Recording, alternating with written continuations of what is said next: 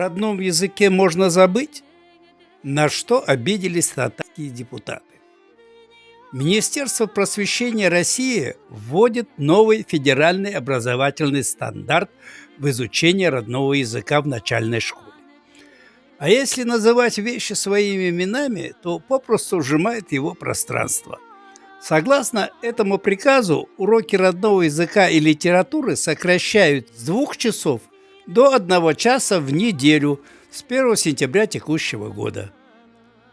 На очередной сессии Госсовета Татарстана министр просвещения РТ Ильсур Хадиуллин сообщил, что направил письмо-прошение в Москву с просьбой сохранить существующий учебный план для национальных школ, выразив при этом надежду быть услышанным. И еще меняется название самого предмета. Вместо «родной язык» – язык народа РФ.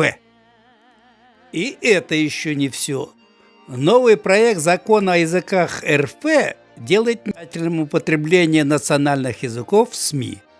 Это давнее предложение советника президента РФ Елены Ямпольской.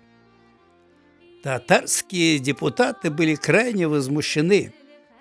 Председатель Госсовета РТ Фарид Мухаммедшин. В Татарстане 2 государственных языка – русский и татарский. Гендиректор ТНВ Ильшат Аминов, он же депутат. Что за непонятная тенденция некоторых федеральных органов власти принимать подобные судьбоносные законы, не советуясь с регионами? Депутат Госсовета РТ Камиль Нугаев. При том, что мыслю на русском, я себя считаю татарином и родным языком считаю татарский.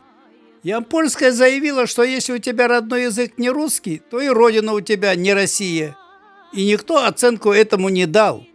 Тем более Ямпольская же была депутатом от нашей республики.